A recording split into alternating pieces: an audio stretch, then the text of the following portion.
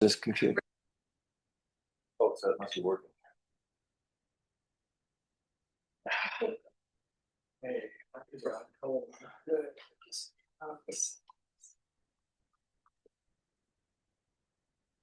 okay.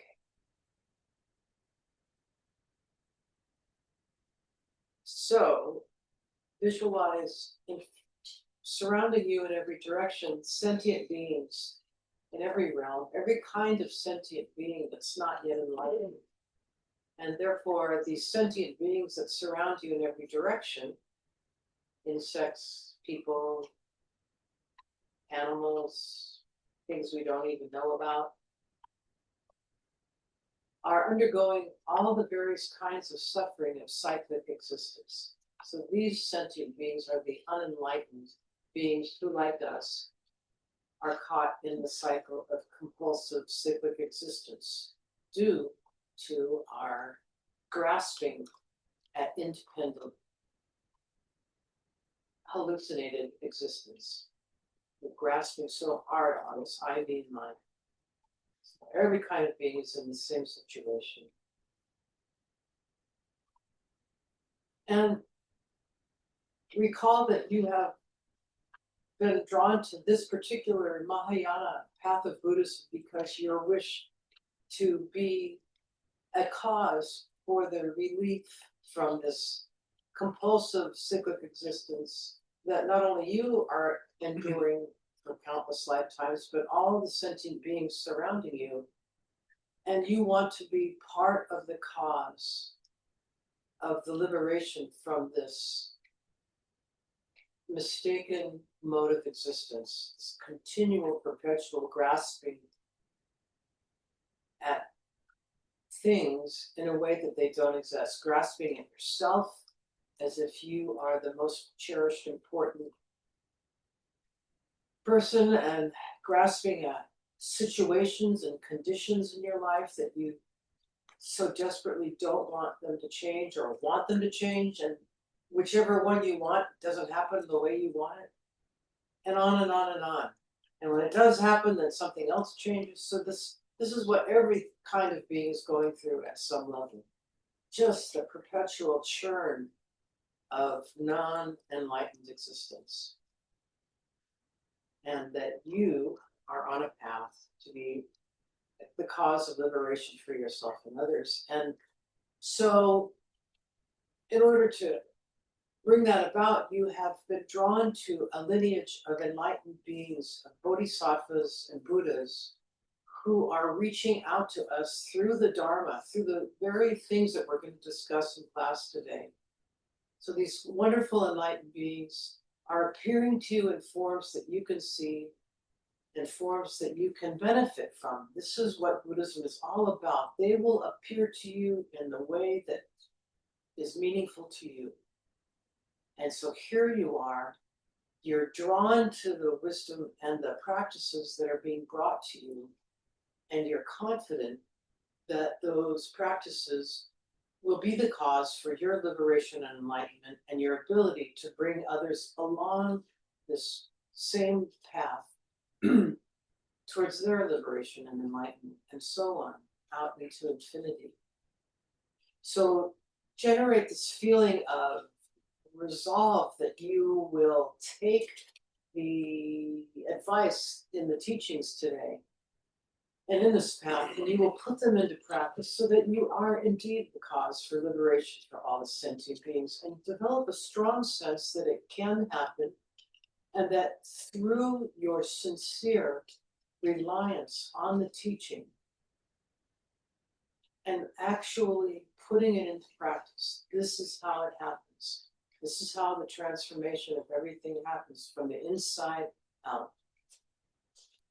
With all that in mind, visualize these enlightened beings in front of you, and you're surrounded by sentient beings, and then we will chant in Tibetan the 3 times the refuge and bodhicitta prayer. Sangye chodon sopi choknam ma changchu badu dakni kyapsu chi Daki chinyan ki sonam ki draw up and cheer Sangye Druparsho. Sangye Chodon Soki Choknala. Janchu Bardu Daki Kapsuchi. Daki Chinyan Gibe Sonam Ki. Draw up and cheer Sangye Druparsho. Sangye Chodon Soki Choknala. Janchu Bardu Daki Kapsuchi. Daki Chinyan Iber Solam Ki, draw up and cheer Sangye Druparsho. And now just realize that all the Buddhas and Bodhisattvas are super happy that you have placed yourself in this path. And I just want to read this one thing before Christopher starts, because it is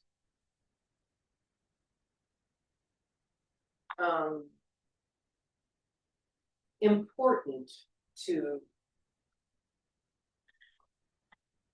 keep in mind some of the essential requirements to be able to learn, to be able to actually take it on board, see it as personal advice for you and medicine for you to take. This is not an intellectual exercise. This is meant to be information, teachings, and advice that you will put into practice. This has to do with you and your life and how you change. So I'm just going to read this one thing out of a particular practice that I've done off and on, because it tells what the deal is. Here is, may all sentient beings, having become devoid of attachment and aversion, of holding some as close and others as distant, attain superior bliss. It's extremely important. Listen to the order of the words and what it's saying here. May all sentient beings, having become devoid of attachment and aversion, of holding some as close and others as distant, attain superior bliss. Well, let me rephrase it slightly. Having abandoned attachment and aversion, of holding some as close and others distant, may all sentient beings finally attain superior bliss. So right in this little brief statement, it's telling us that the abandonment of our deluded ways of thinking about ourselves and others is what opens the door for our liberation in life. So what Christopher's going to be covering today is the medicine to make that happen. That abandonment of your self-cherishing, your self-grasping, your grasping in everything. Amen, hallelujah. Abandoned. Thank you. Today we're going to talk about Nagarjuna's verses 82 through 92. We'll get through them all, but we'll try. I've entitled this, How Do Things Exist? And it's about seeing the world through the eyes of, or the awareness of, dependent arising. So we're going to begin the session and just take a few quiet moments to reflect now. And what we're trying to do here is not, when we're reflecting, not try and get the right answer, but simply observe how your mind naturally thinks about existence. Okay? So look around the room. Notice something nearby, like your phone, or a pen, or your hand, or your breath.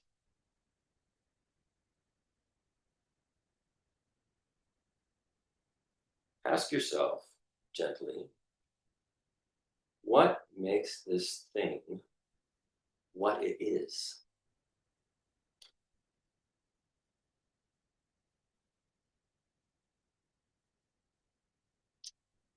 Could it still exist without its parts? Its causes? Can you talk louder?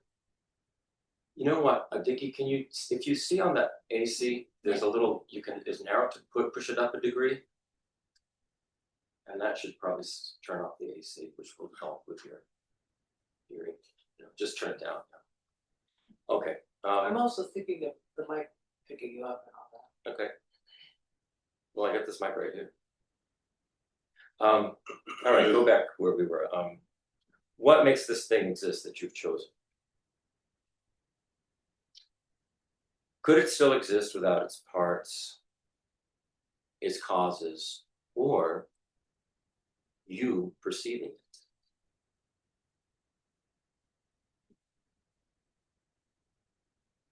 So take one or two examples and trace what they depend on. For instance, Trace what? What they depend on. Thank you. For instance, your phone depends on electricity, networks, materials, human labor, and your intention to use it.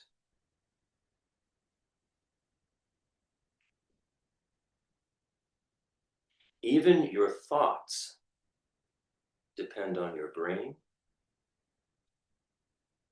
past experiences, and attention.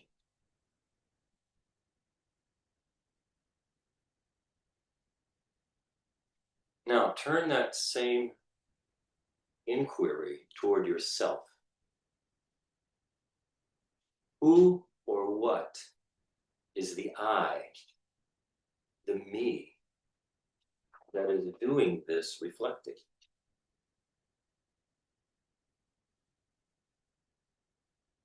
Can you find your I or me in your body?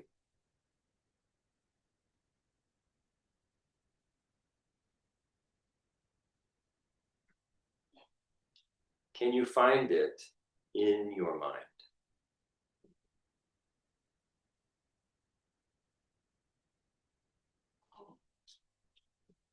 Is it in your memories?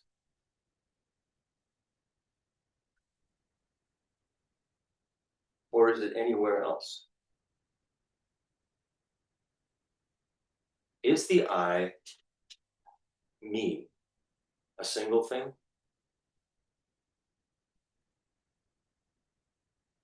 Or is it a name that we give to a collection of changing parts?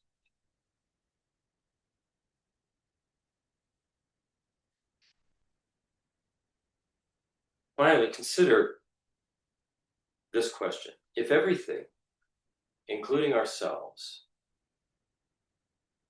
depends on countless conditions, how might that understanding change the way we view others?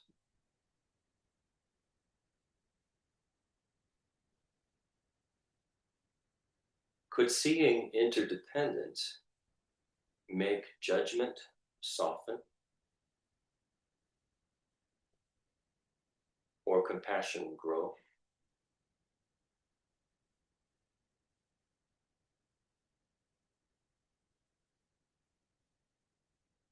So those are just some things to think about as we go forward.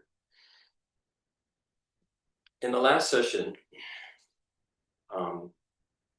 Nagarjuna presented how the I exists only by dependence and designation. And we closed with verse 82, which says, the aggregates are not the self. The self is not in the aggregates. Without the aggregates, there is no self. Since this applies to each of the aggregates, the self is false. So the meaning of this verse is, the self isn't the same as the body or mind. It's not inside them. And it doesn't exist apart from them either. Because this holds true for all parts of our being, What we call me is just a label that works functionally, not something solid and independent. And then think of a car. This is a classic example in Buddhism. Think of a car. The car is not just the wheels. The car is not just the engine or the frame. None of those things alone are the car. But together we call that combination car. Similarly, I is like that. I is the name we give to the collection of body and mind parts that all function together, but no part is independently I or me.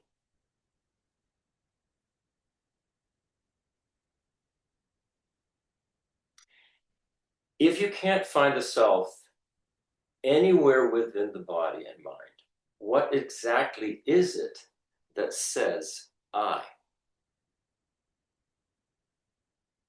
For instance, if you say, I'm tired, what's that really referring to?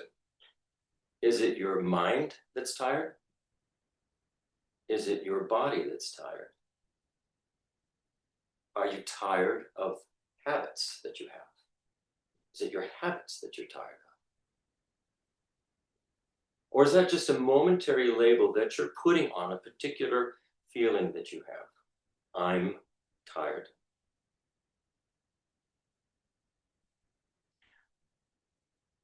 How might realizing this, that it's a label that we're putting on a particular set of causes and conditions that are happening within our being, how might that realization loosen the grip that we have of ego self-grasping? What Kavita was saying was the cause of all of our suffering here, the cycle of existence. Ego self-grasping, grasping at me, grasping at mine, grasping at I. This label, how might that loosen the grip of our self-centeredness and open space for compassion for others? So now, Nagarjuna. I thought you were going to make some humor here. No, there's no humor today. No humor today? None. Well, maybe be a little. No, don't wait for the jokes. Or you can make some jokes if you like. Take my wife, please. Is there a chicken that actually crosses the street? All right. So, you know what? I do want to make a comment on this self-grasping business. Okay, The suffering good. I mean, it's not like it's wrong to conceive of a self. No, it's like It's the car. I mean, I know. I'm just saying. You know, it serves us very practically. You know, it's the grasping aspect that we are. You know, it's on a very simplistic level. We don't want to age. We don't want to be sick.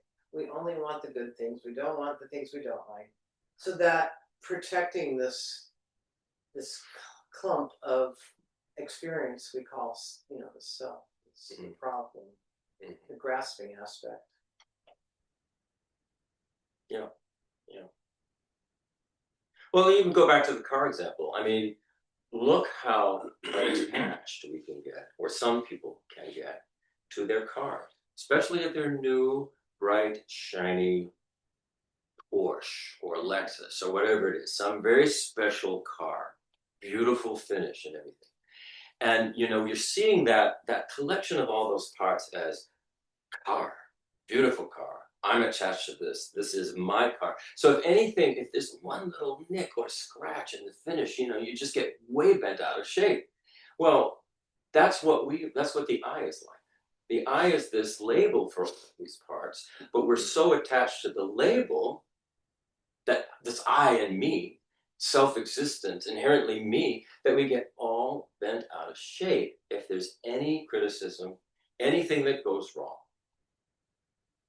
And if we looked at it merely as the label that we're applying to all of this constantly shifting parts, body and mind, we might not be so grasping at this idea of I. We just could see it as, oh, it's the label. It's like the label car. Because if you take away the label car, then you're left with a bunch of parts that function. And so the car is just the label, how we identify that functioning thing. And the same with the I. It's how we identify the thing that functions here. The collections of body and mind that function.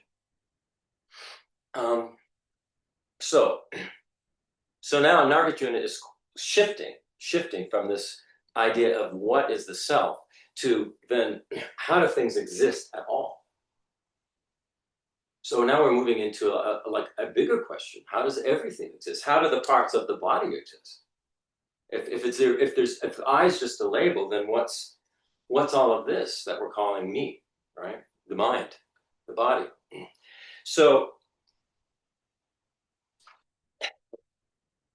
he expands that. So the question shifting from how do I exist to how do things exist. In other words, Nagarjuna is now talking about what is called in Buddhism the selflessness. He's moving from the selflessness of persons, which is how do I exist, to the selflessness of phenomena, which is how do things exist. So according to early Buddhist thought, so we're back in the early centuries BCE. According to early Buddhist thought, everything material, our bodies, mountains, planets, it's all made up of 4 basic elements, which is earth, which refers to solidity, water, referring to fluidity, fire, referring to heat or energy or lack of it, wind/air, which refers to movement or motion. You remember, you probably don't, last week or a couple of times ago, we talked about the 6 constituents, which included these, but there were 2 extra constituents that they're talking about what makes up a person, there's space, and then there is consciousness. So now we're just talking about earth, water, fire, air, without the space, without the consciousness, these 4 elements. Nagarjuna examines whether these elements and the material objects made of them exist on their own or only in relation to each other, one another. This is an extremely important point here. Remember this word, existing in relation. This phrase, existing in relation, the word relation and the word relationship. Normally we think of relationship or relationships as something that happens between human beings. I have a relationship with this person, that person. Nagarjuna is talking about relationship, everything with everything else, how this all relates. So here is verse 83. And what we're doing is we're extending Nagarjuna's logic to the elements now. Verse 83. The other 3 elements that are not earth, they're not in it. It is not in them. Without them, it is not. Since this also applies to each of the other elements, the elements, like the self, are false. So here's a modern interpretation of that. Just like the self, the basic elements, earth, solidity, water, fluidity, fire, heat, air/wind, movement, none of these basic elements exist independently. None of them are inside or outside each other, and none of them can exist alone. Each depends on the others to function and to even make sense. For example, water depends on temperature to either freeze or boil or to be able to be fluid. It depends on temperature. So that makes sense, right? We can see that. We can understand that. And it also depends on space in order to be able to flow. No element stands by itself. Each needs the others to even appear as what it is. We never think this way, and it's important that we start to think this way, because it's going to change the way we actually feel about the world, the way we feel about ourselves, the way we feel about others, and our relationship to all of that. So can you think of anything that exists totally by itself without relying on something else?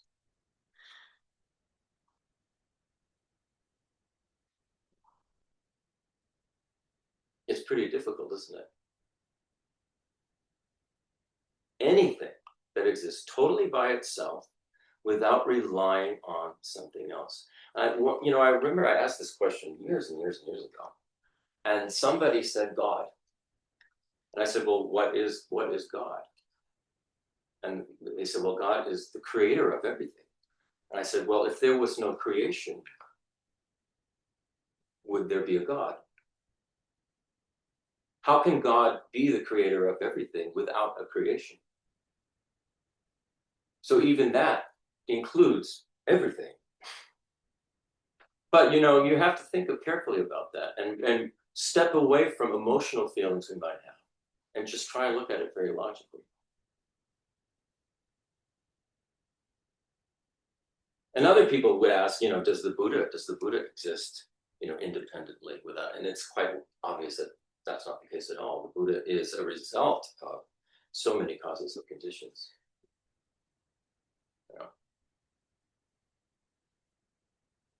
But if we go back to the elements, could fire exist without heat or oxygen?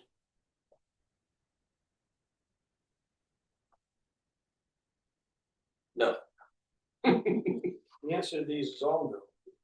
Well, here's another question. A big no. How am I realizing this shift? How am I realizing this? That the elements can't exist. Nothing can exist out of relationship with other things. How might this affect the way we feel about having domination, over nature, and change it to having a feeling that, wow, we actually have a relationship and an interdependent relationship with all of nature? Because if you look at the way a lot of things are treated in the world by humans, it's as if we have domination over nature. It's ours to bulldoze, to tear down the trees, to remove all of the life forms in a particular environment so we can build a house or a store or a road. That's just what we do. But how does it change if we think about this relationship that we have with everything? How does that change how we feel about that? How does that change how we feel about, in my case, getting out the wasp spray and killing the wasps? When everything is relating to everything else and depending on countless causes and conditions for it all to even function, including myself. So it's just something to think about. It's not like we're going to stop building roads, warehouses, or anything like that, but the process through which we do it could change. I'm wondering something simplistic related to this question is how does an awareness of that make one feel happier? I mean, we talk about Buddhism as being a way to relieve suffering. So I'm just wondering, it feels kind of almost heavy. It's like, there's a way you could think of it as like, oh man, we're here in the environment and we potentially could wreck it and la la la, but isn't there a well also, going with that, how could it help us make us feel happier, but also how can it keep us from falling into nihilism, this idea? Well, what the two right now I'm sort of more like I'm sort of aware of our everybody in this session. Here we are in the room and on Zoom, and I'm thinking, why do we keep coming to this session? Is that we are trying to be happier. But your definition of happy. Well, I mean, I'm just saying what it is. Yeah. Everybody has to answer that themselves. Yeah. Right. Well, So my the idea question is still about this awareness of Right. interdependence. if we had that awareness, if all of us had that awareness, and then if everything we did, we brought that awareness to it, it probably would change the way we did things. We would try to, enhance the environment or work with the environment. If we're just talking about the environment right now. And that could only make us feel better. I mean, I might want to call it happy, but we would feel better. We would feel like, I'm actually relating with everything here. It's not just, I'm just going to do what I want and to hell with everything. Because that's kind of what the ego does. I want what I want. And if something's in my way, I want to get rid of it. This is what war is all about.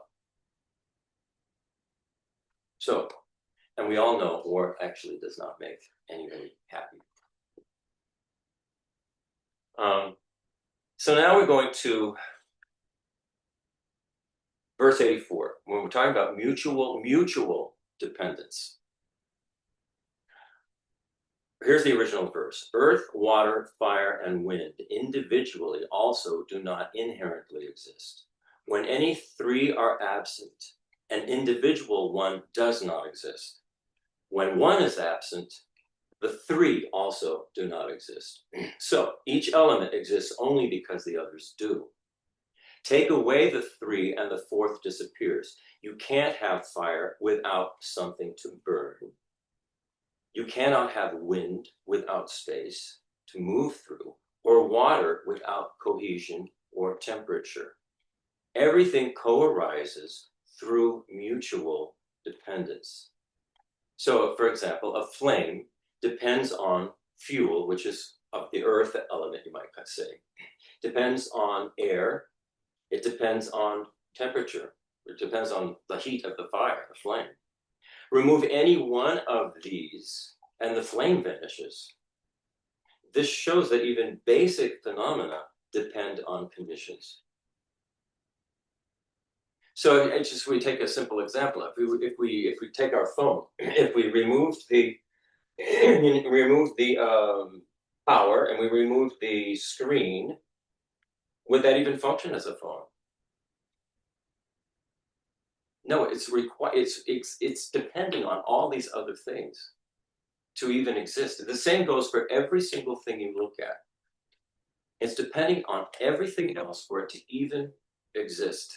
But we normally don't think that way. We normally look at things and say, these exist isolated all by themselves. This is how they exist. We don't see how they're connected to everything else. And what we need to do is start to train our minds to see the connections. Because if we see the connections, we're going to start to think about our experience, our existence differently. And we're going to start to have more of a sense of connection and dependence upon it. So actually, we don't want to be hurting or destroying anything that we are depending on. Who would do that in their right mind? Which is why, basically, Buddhism says ego is not your right mind. Ego is wrong mind. It's mistaken. It's mistaken. The idea that I exist inherently, independently, it's mistaken, and it leads to all kinds of trouble.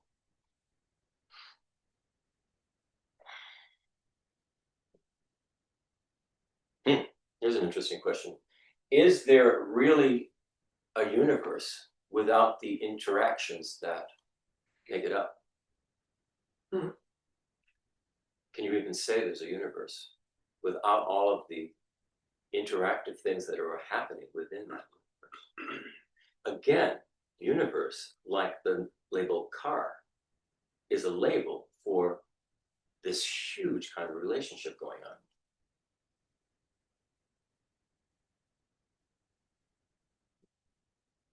And what we try to do, because we believe we exist independently as an I, what we try to do is project onto everything this idea that it just exists out there independently.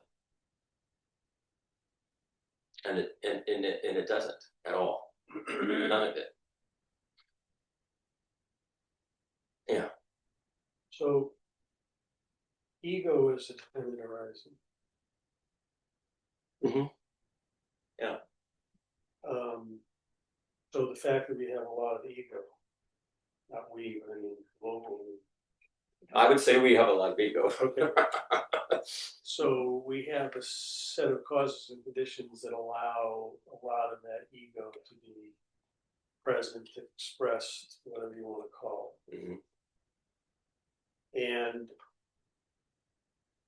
what then is regulating those causes and conditions that allows the ego to be preferentially expressed than non-ego?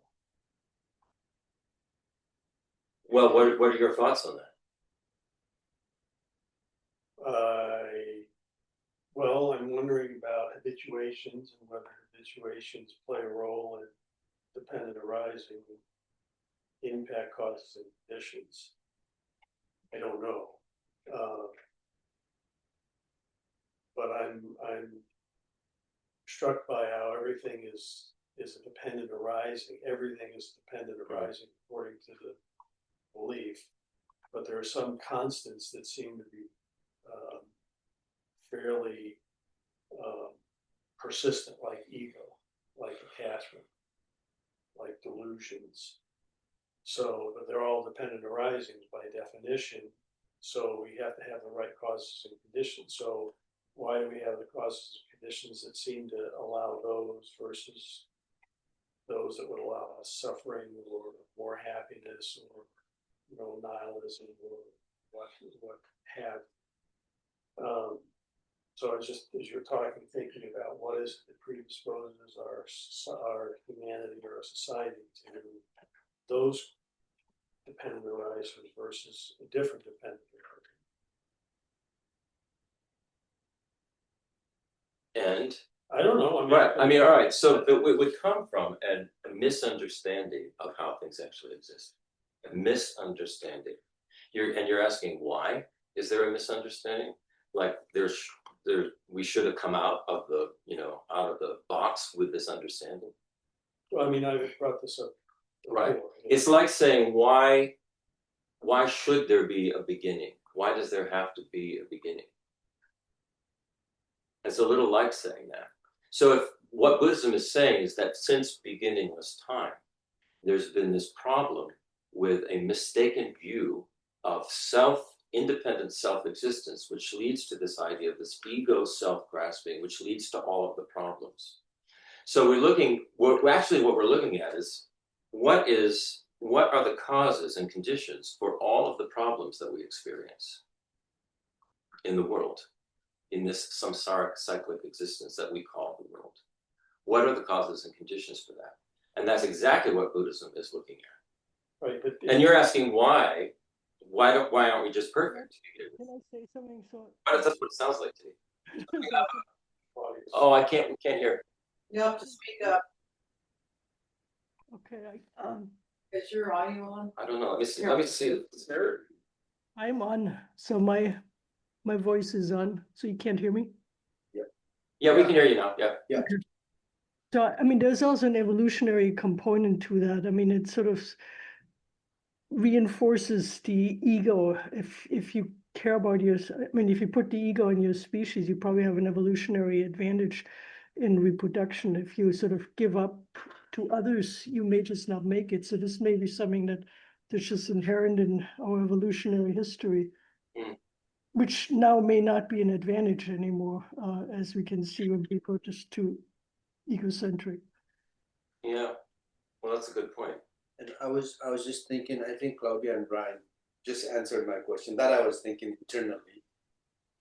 For example, a phone, phone is not a phone if people don't use a phone. It's just a device. So, it has 1,000 functions and stuff, but the way I use my phone versus my son uses the phone, it's different phone because of the capability of the phone and all. But that phone is made by our society to make it even more popular, more addictive. So I think the ego goes around in a circle to enhance the phone and the technology so that it gets used more, have more popularity, generate more income. And it's all doing because of the ego, I think, because you think to make a phone even better through an egoic mind, because that's how I'm thinking. So I think there's an ego that cycles around behind. And like Brian and Claudia said, it's probably the evolutionary enforcement in the human mind that you're doing a good job by making a better phone. But what do I call that? The advancement, I think there is a part of ego that's included in the advancement of the human society where we are today. Otherwise, we would be really lacking on everything through the advancement that we have done so far. So my question is like, well, how do you look at it? I think there is an ego that revolves around knowingly and unknowingly behind what we do in everyday life. Like example, take the car and the phone that you just said. There's every minute spent on making the better car and better phone. Why? So that it advances more. For example, Apple, they're the biggest company today, holding the biggest stock in the market, that's running the economy, and people are using that phone. And we have majority of the intellectual mind spent on making a better iPhone. Isn't that how the human society is going right now? So how do we, it's very confusing to say, and I think there's a lot of ego involved in creating the best Apple iPhone, and they're still doing it. You never know what they're going to bring in the future, but there is this ego that comes around making these things possible. At the same time, the effect of this is making us wonder, why are we doing it? So it's very hard to understand. But like as Claudia just said, evolutionary pattern in the human mind is what's making this. And like Brian said, what do you do about just all this thing that happens? So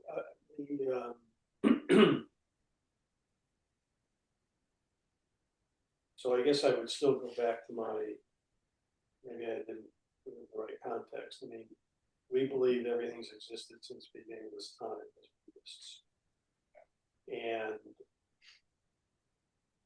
And so I'm still struggling with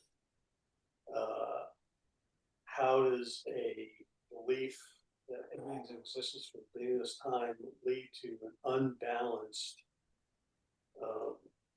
sort of balance sheet at the end of the day about happiness versus suffering. I mean, one would maybe say, well, happiness could just as well be the predominant view of philosophy or society versus unhappiness or suffering. But for some reason, we created an environment of suffering, and yeah, because of ego, because of attachment, because, and yeah, if we think things are ours and not related to anybody else, and I mean, we can see why having more of ours, okay. But I'm trying to go back further than that and think about as a dependent arising, as a set of causes and conditions that lead to everything. How have these causes and conditions and dependent arising been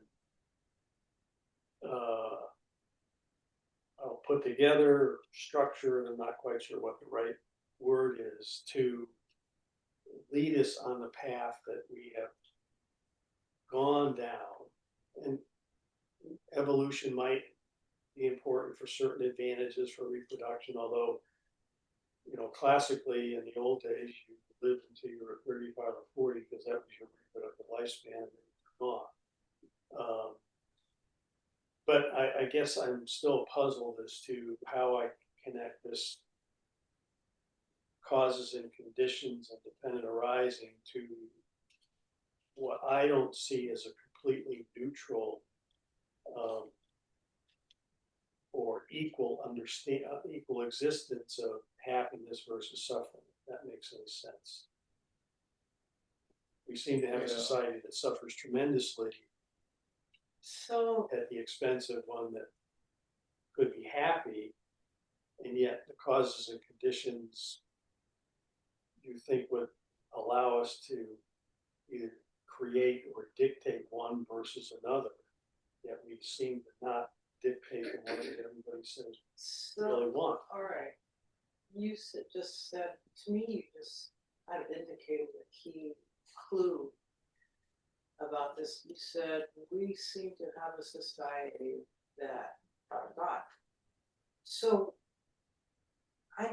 my understanding sort of generally about this in a very flexible, pervasive way is that consciousnesses develop habitual, which you reference, you sort of tangentially group. So consciousnesses with similar propensities towards, in this case, self-cherishing, are drawn together into a system that we call a society, or we might call it a world or a planet. Or samsara. So, kind of almost embedded in your question is another layer of looking at this, because even our understanding of biology, evolution, DNA, behaviors that ensure the survival of the species specifically, even those, what we would call scientific, factual evidence of how things work, even that is part and parcel of the underlying self-cherishing, self-grasping motive of the consciousnesses that come together in a world system. So, in order to take this Buddhist view fully on board, you have to also open your thoughts up to the probability. And I would say you can't really take it fully on board unless you open your mind up to the actuality that just like there's a world system that we know that includes this seemingly perpetual cycle of suffering, there are also systems where the consciousness beings are experiencing an uncontaminated experience of existing. So you could not, it would be mistaken, in my opinion, it would be mistaken to see that the world we know is the only way that consciousness can manifest and experience its own existence.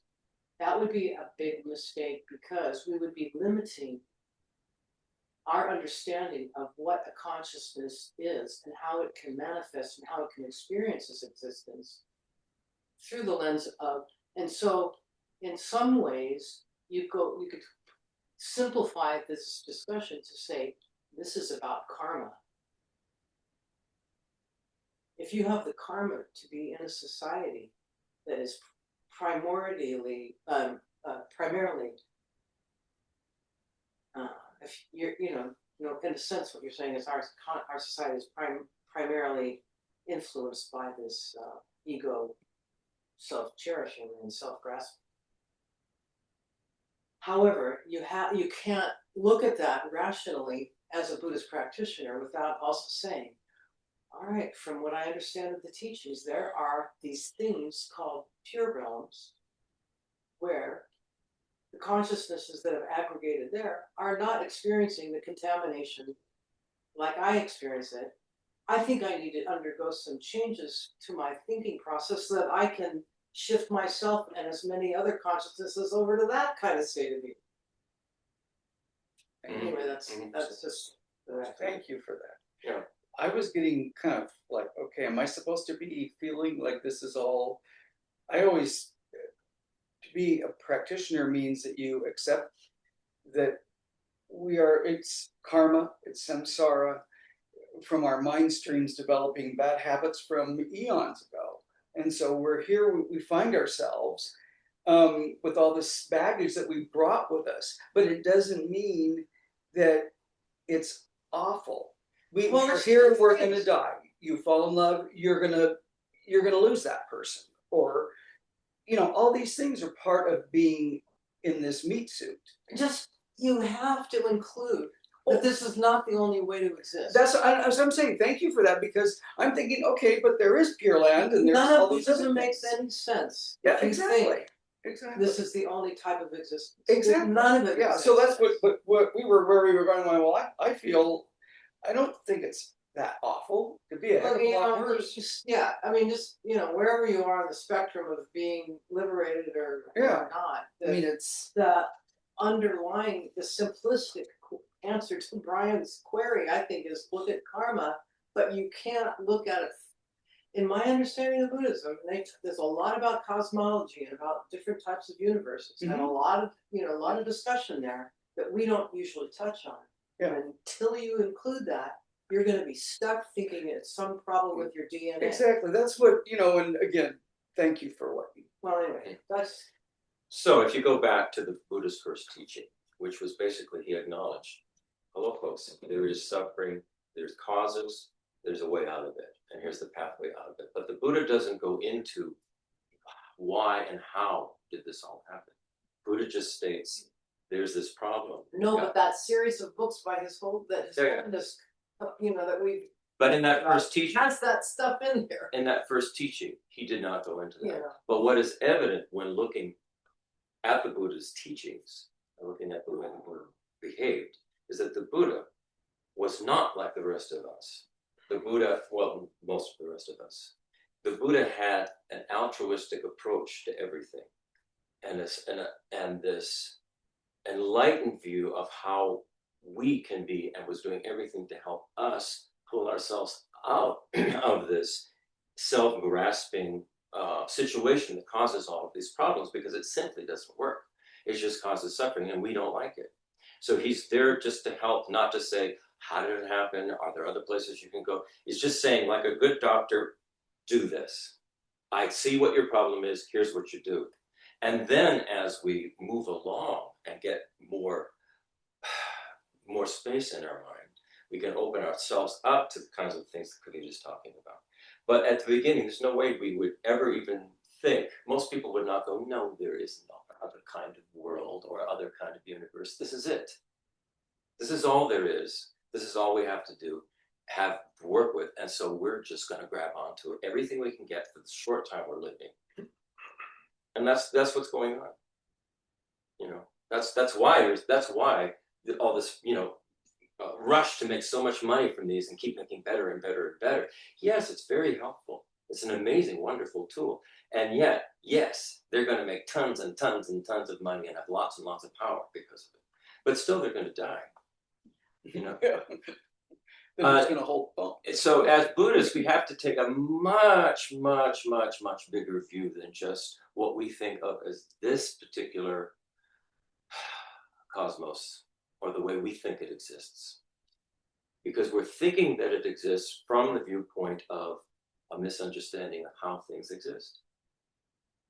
I mean, going back to something we've talked about a lot, the whole reason we discussed, and why Claudia, when Claudia went into the way different insects experience their existence, the whole point of that is to show that even right here, we can see there are entirely different ways of experiencing existence. So one thing that I notice with myself and the people around me is that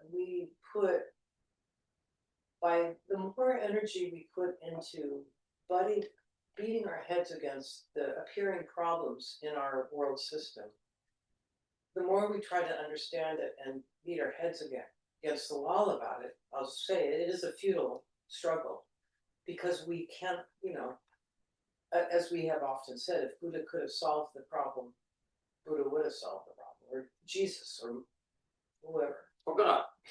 So clearly there's something else going on.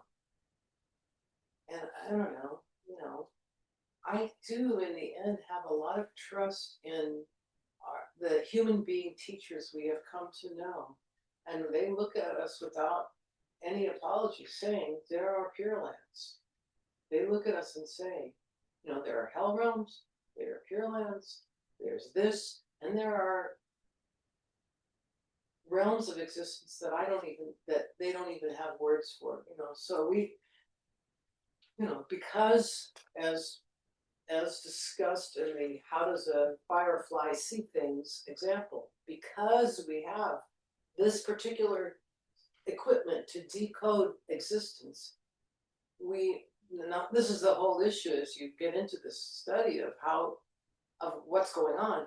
Well, obviously our definitions of what is going to be based on what we can, that hits our consciousness through our sense doors. It's kind of a weird catch-22. Mm-hmm. So you have, you know, through the grace and the and the persistence, and as Tsongkhapa says over and over again, you know, contemplate these things over and over and over again, and eventually some will crack, and then you know, another crack and another crack. And I have sort of this confidence. There's a book we have called The Bodhisattva's Way of Life. We study this, the Shantideva text.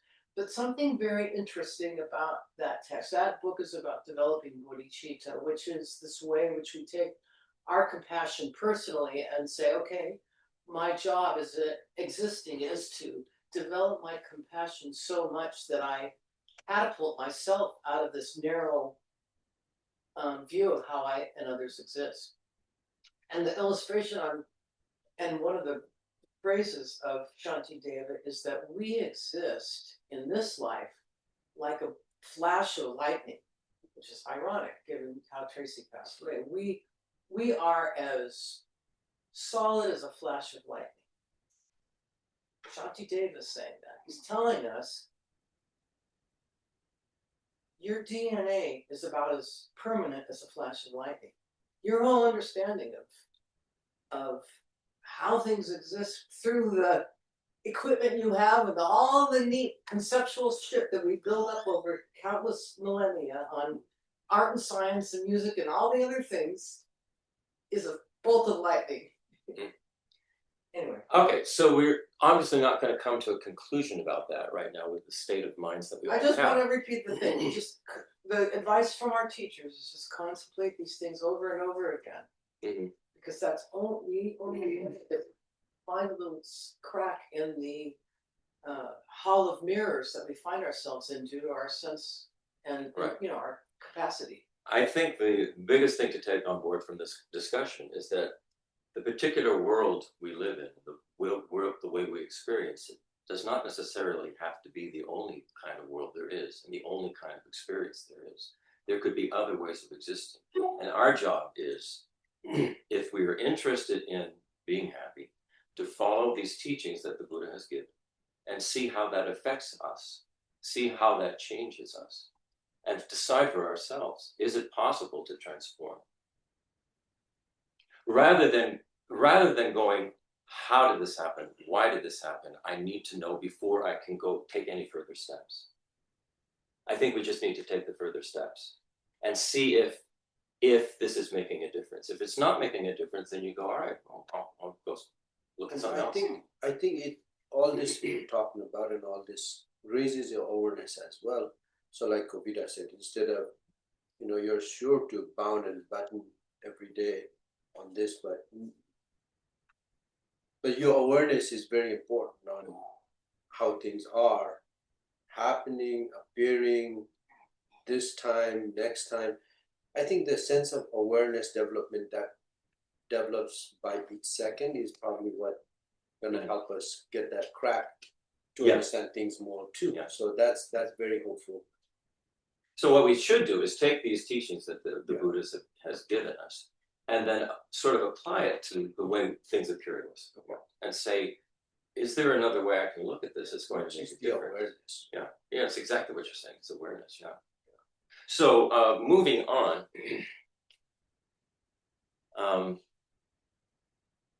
so I'll just go to the meaning of the verses now, okay? This is verse 84. Each element exists only because the others do. If you take away 3 and the 4th disappears, that's what happens. If you take away 3, the 4th disappears. You can't have fire without something to burn. You can't have wind without space to move through, or water without cohesion and temperature. Everything co-arises through mutual dependence. So now, going on to the next one. Verse 85, here's the meaning of it. If each element disappears without the others, then none truly exist by themselves. And if the parts don't exist independently, how could a, quote, whole thing be made of them, like a body, a building, or a planet? How could any of those things be inherently real? Or even, as we were talking about, a whole system, a whole universal Right. system. It's so different. How can they be inherently real? These verses show that none of the 4 elements exist alone. You can't have fire without something to burn, water without cohesion, wind without movement through space. Each one depends on the others to function. Because of this mutual dependence, the elements can't exist inherently, not even individually. And if the parts aren't inherently real, then the things made from them, the composites, the body, or a mountain, they can't be inherently real either. So here's some examples, and this is one I certainly can relate to. Think about a song. A song isn't some single self-contained thing. It's a pattern of notes, rhythm, timing, and sound. That's what a song is made up of. If you take away the notes, and there's no melody, if you take away the rhythm, and the notes lose meaning, even silence between the notes plays a role. So think about this. If I go, ba, ba, ba, ba, ba, ba, can you identify that as any song? It's just notes, right? It's just a series of notes repeated without anything. Here, I'm going to put some space and some rhythm to those notes. Ba, ba, ba, ba, ba, ba. Still, you might go, well, I don't know, it sounds like something. But watch what happens when we give it meaning as a song, with the words, with the rhythms, and everything. Then watch what happens in your mind. Probably not for you guys because you weren't brought up in this country, but for everybody else who's brought up in this country. Here are those same notes and how they were first presented to us as a song. Stop in the name of love. So what does that do? That conjures up Diana Ross, the Supreme. I understand what you were doing by the pool singing this morning. The point is, all of a sudden, that not for you guys, because you don't know this. Yeah. The point is for anybody who grew up in that time frame, that culture, they'll go, oh yeah, I know exactly what that song is. I can picture Diana Ross, I can picture the Supremes, I can picture where I was watching TV when I first saw it. A whole flood of things come through about the culture just based on those 6 notes. Put together in a way that we project something onto it, meaning. But it says without all of those things, it has no meaning of itself, on its own. None. And everything is like that. That's the point. That's the point. And that's how universes are made. That's how everything's made. That's what's going on in the planet. Everything we think we know. That's pretty interesting. So, the song exists only because these elements come together in a specific way. It's not hiding somewhere inside the notes. Nor is it something totally separate from them. So just like a house or a body, a song is real in function, but not independently real. It's a relationship, not an isolated entity. It's a relationship between the notes, the space, the timing, the rhythm, the words, and the thoughts. And everything is that way. Everything is that way. Everything is a relationship. That's how it exists. When we think, no, I exist as me, independent, we destroy that whole ability to perceive things that way. Because if we perceive ourselves as being isolated, independent, not connected, me, then there's no way we can see other things that way. We just won't. It will go against everything we think is so. And so we will look out at the universe and see it as all of these separate things. Yeah, we can see causes and conditions, but the thing when it arises, for us, it's a separate thing. It's like the Earth is its own separate planet. It exists like that. And this is what this ego self-grasping does, and why it's generated a world of appearance that causes the kind of suffering that comes about when you do not see how everything is in relationship all the time, constant. Does that make sense? Is that the ignorance? Yeah, that's the ignorance. That's the misunderstanding. That's why you hear that word so much, that everything sums up with ignorance. Yeah. Like you just said. So what the Buddha is by yourself is a big ignorance, which is the major cause of suffering. So I think, yeah, the ignorance is why. That's why I think Buddha used the word ignorance. Yeah. Exactly. Exactly. Sometimes they'll say misunderstanding. Yeah. But it's basically ignorance. Ignorance. Yeah. Okay.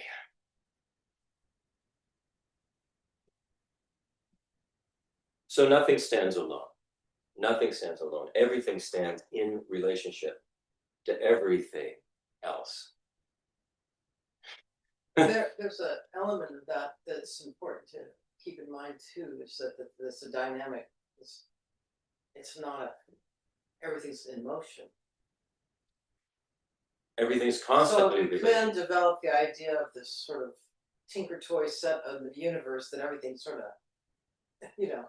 locked in a certain way, but it's a dynamic. It's dynamic. And in the appearing, material world, use that word very loosely, the consciousnesses in that material realm are the ones putting order to the material that is appearing to them. I mean, that's how it works. This is like really in the simplistic Dharma, I think there's a reluctance that I know I feel it myself, a reluctance to own, on the one hand, my consciousness's role in the unfortunate appearances, but also kind of a deep-seated recognition that until I'm a lot more purified, I don't want to know what my power to create realms is, to put it in a extreme way. But my role in creating realms, that's what's happening. We're collectively creating realms. Every Buddhist practice that we're given is all about how can I be of benefit and not of harm. If you can boil it down to that, whether they're wisdom practices or ethical practices, it's all how can I be of benefit and not be of harm. And that is about relation. You can't, you just can't be of benefit in a vacuum. The only way we can be of benefit is through relationship with everything. And and that's where we start. That's where the Buddha has us start. And from there, we can develop quite deeply, get into some of the profound meanings of things. But until we actually start, it's just words. This reminded me of something Brian said, I think it was last week. And I made some comment about I wish there were, clairvoyant levitating monks around so that it could help strengthen my sense of confidence in this path. But you said something about trust the process. And this is a little bit of this metaphor to do with Buddhism, Buddhist practices like taking medicine. So to trust the process here is concomitant with take the medicine. So if Buddha says, if our teachers were representatives of Buddhist advice, our teachers are saying, say these prayers every day.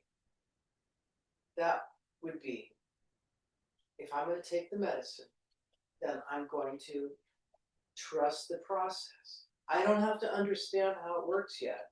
This is where Christopher, I think, is basically saying, I don't have to understand how and why it works, but if my designated trusted teacher says, say this mantra every day, these set of mantras, at my level, what choice do I have?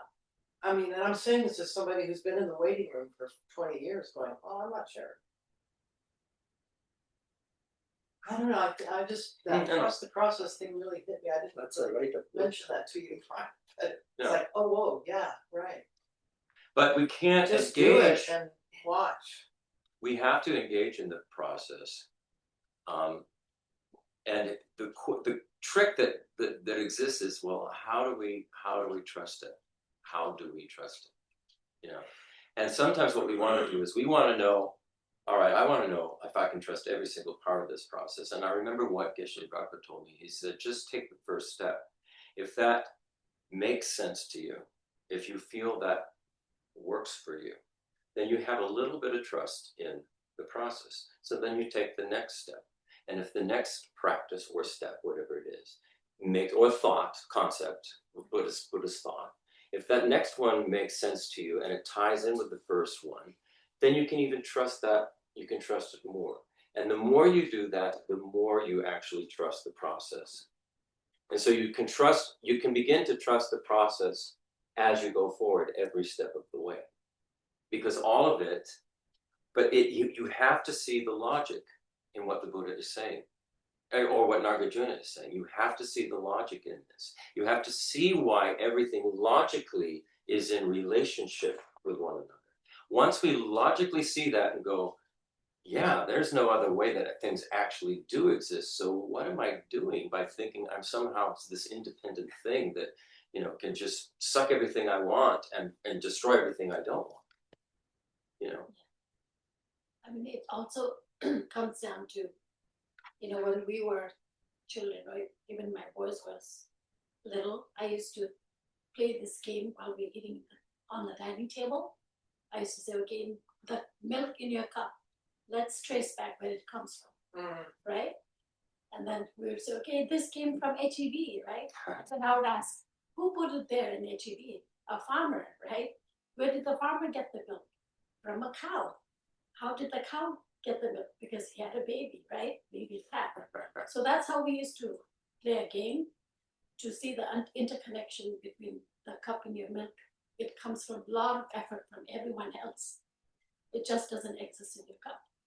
Yeah. So that's how you can teach the kids like how everything is interdependent and then being grateful for what you have. Yeah. I used to do that when the boys were little. And I even do that with my students, you have to start thinking about everything is interconnected, and then nothing exists on its own. Yeah.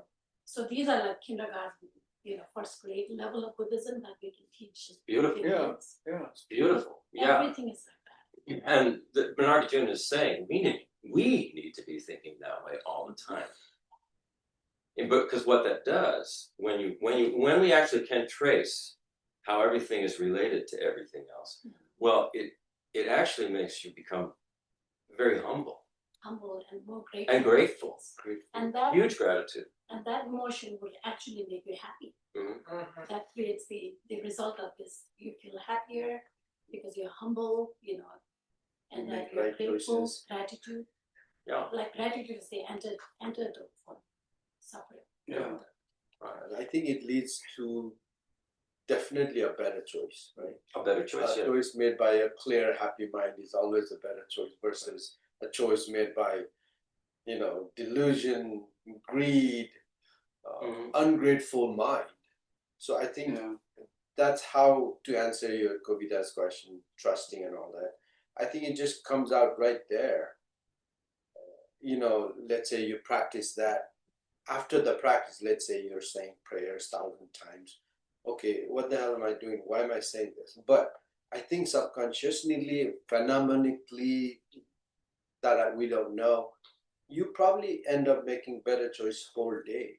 That's your result of trusting in that process, which is affecting your very life that you're living, to keep it simple, you know. Yeah. So there's probably things that go around by doing with a full trust, which brings up the faith, right? Because I've seen her mom and dad, the older generation of Tibetan, generations, they have so much faith in what they do.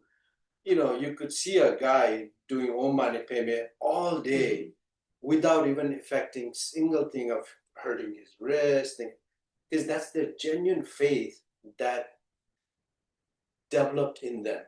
So, when we are told to trust and say mantras and all that, who knows, it probably has its own effect universally that a logical human scientific mind cannot explain. But the result is, I think you feel better, you feel happier, you make a better choice, and your tomorrow is definitely better. I think that's probably how you can put it in that. So trusting is very important on what we do. Yeah, well, even, I mean, many Westerners grow up with prayers and they trust in those prayers Right. to a great degree. And that's great. That's wonderful. There are many Westerners who don't have that. And we have a very materialistic view of things. And so it's difficult for us to put trust in something where we can't see the logic in it. So going back to tracing how everything actually logically, without a doubt, is in relationship and it's interconnected, that will do a really good job on the Western mind to try and get some trust in the process. And then we have to engage in the process. We can't just sit around and wait, like, well, no, show me more. You have to try, like I said, what Geshe Dark was telling me. You do these little steps, and step after step, is that making sense? Is that working? Does that And do actually, something? that's training your mind to think that way. Right. And develop, and you're really based on our level of uncomfortability, or another way of saying it, our level of suffering. Right. The more we suffer, and the more we're exposed to the Buddhist teachings, the more we're actually going to keep going back to it and going, I need to practice this, I need to do this. But if we're still in the world, we're going grasping on, like, no. What I really need is a lot more money. I need a great job. I need a huge house. I need wonderful vacations. We're going to go after that and think that that's going to bring us happiness. And we see over and over and over, it never does. And I think, the law of accounting and auditability, I think it balances off with people. There are a bunch of people who just think individualistic, very high ego, and achieve what they want with their extra effort. Hats off to them, right? But the inner peace and all that, nobody knows what happens. But I think there's this one world of where people are doing consciously things. The other world is not trusting whatever prayers. Nothing works to them other than hard work and their concrete belief. But overall, I think it does balance off, this bunch of people doing this conscious thing versus those people, like Claudia said, there's an evolutionary thing in DNA that people will keep doing what they do, advancing. It's no problem with that, but there's a lot of suffering along with the progress that humans have made. But I think what this part of the group does versus that, it balances off. So in the realm of consciousness and all that, yeah, everybody should be doing what they do wholeheartedly. And I think that's going to balance the positive and the negative world. There's both world that exists today, positive and negative world. I think that's how we should be encouraged to say that there should be more people doing things consciously, not to say backwards, but move forward, but consciously. Everything is interconnected. We're all one kind of thing. So that motivates me to do even better what I do. Thinking that, yeah, there is a negative world out there, not to say negative, bad word, but things that are individualistically advancing. But I think it does get offset by those two sets of forces moving along. Yeah, that's very encouraging for me to think that what I'm doing is upsetting the other side that's unconscious doing. Mhm. I see what you Yeah. said. Yeah, it's sort of a counterbalance. Yeah, counterbalance. Yeah. Yeah. Yeah. Yeah. The other thing we have to think about is the importance of our the importance of what an agreement we have, conventional agreement about something. For instance, if we're talking about, let's say something we all have a relationship with, money. How does money exist? Question. How does money exist? I mean, it's a huge driving force for people. How does money exist? If somebody gives value to that. Well, it's necessity gives it. I mean, How? Not why. Why? How? So How does it it's actually? nominally, I mean, if you want to put it in the abstract, it's a representation in our society, in general, in our world as we know it. It's a representation of something of value, as either some labor or some object. And so, Has value, and so we use Right. money as a way to exchange. right. things. And okay, that's right. That's right. I mean, we've made a decision, right? Yeah. Now, why does money work? better than shooting somebody to get what you want or need. Service. That's a good. It is better than shooting somebody. But why does money actually work? Why, when there's an exchange made, why does that work? If we like take a, Because there's an agreement on its value. bingo, Yeah. Yeah. Yeah. we agree. Yeah. We Yeah. just agree. That's the only reason why it works, is because we all agree. So It's an that's what agreement. the money is basically a promissory note, they say. It's nothing but a promissory note, just like Don yeah. said. It's a promise that, I have so much money in the bank, I can do anything from somebody else paying that they're gonna do that. So in real world, It's simply an agreement. So Make sure you just get cash from me and not a check or. You know what's really. And it's a label we put on something. It's a That label much and an money, agreement. there is nothing in the bank other than a Promise. ledger that says you have this much Yeah. money. It's Promise. just Promise. numbers. That Numbers. you- Exactly. It's Right. only now No. Right. abstract. Now, This is part of the way everything exists for us. It's an agreement that we make. I mean, think about it. You have to think about this, and you have to think about the logic. The labels that we give things are simply agreements that we're making about what it is. And its function. Its function. Other than that, there is no inherently existing fixed thing. This is why money changes all the time in its value. I mean, what's gold gone up to? 4,000 an ounce now. It just changes. It's an agreement we're making. Kind of what's cool about Bitcoin is it doesn't claim to be anything other than that. Exactly. Right.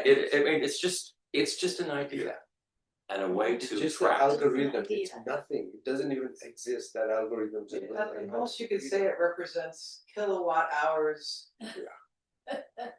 utilized to mine is the term they use. Right. To create that particular blockchain clump. But that's an interesting thing to think about, because look at how much things are driven by this idea of money and wealth. I mean, look what people will do to other people to get money. Based on an idea and a label and an agreement. And that's really important to look at, because again, this goes back to relationship. Everything is related to everything else, and we need to begin to see it that way and understand that's how it's functioning, and then act accordingly in a way that's going to help make that, for our own experience, make that a flowing, fluid, positive experience, rather than, I hate that, I want it out of my sight, or I need that, I have to have it no matter what, I don't care what I do to get it. Because when we do that, we're not seeing that it's simply existing as a label and an agreement. We're seeing it as existing something like it's really inherently there and I must have it. And this is what Nagarjuna is getting at in all of this.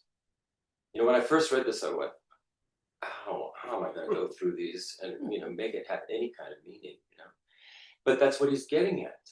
It's part of it's our moment to moment experience. And the more we see everything is relationship, the happier we're going to be. The more grounded our actions will be, the more considerate we'll be of others. And the less personally we're going to take everything. Anyway, let's see where we're at. A few more minutes. Basically, another verse says that the elements always show up together. If they're separate, they can't all occupy the same space. If they're mixed, they lose their individual identity. So basically, it's like if you take a banana, yogurt, and some fruit, and you mix it all together into a smoothie. Well, you can't identify. You can't say, well, there's the banana, there's the fruit, there's the yogurt. It's all mixed together.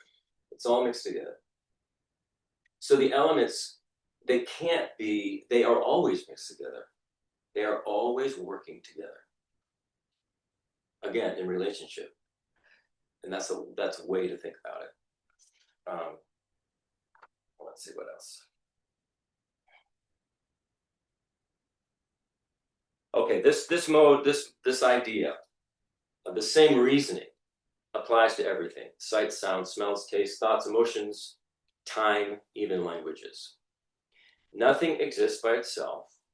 Causes and effects, names and things, subjects and objects only exist through mutual dependence. Take one away and the other vanishes. For example, a teacher only exists because there are students. The past only exists because of a present and a future. Even the word name only means something when there's something named. iPhone only means something when there's something that's named iPhone. Otherwise, it has no meaning. So, how might this view change the way we think about our identity, about politics, or the environment? Is it possible to have a winner without a loser? Is it possible to have a teacher without a student? So, how might understanding mutual dependence transform our sense of competition into a sense of cooperation? Because we see competition is a huge thing out there in the world. But if we understood that everything is mutually dependent, I mean, you can't have something existing on its own,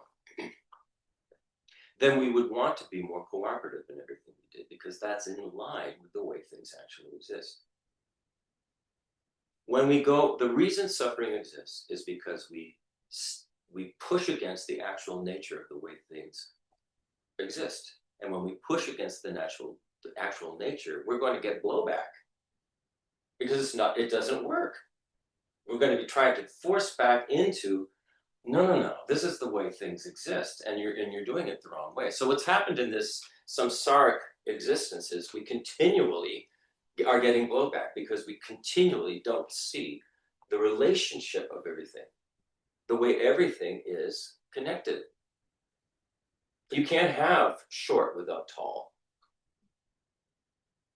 I mean, you can't have there is nothing that exists in isolation that way. And we need to recognize that and begin to work with it instead of against it. All right. Okay, it is 12:30. So there's more in here. I won't go, we won't continue it next week though. Here's a closing thought.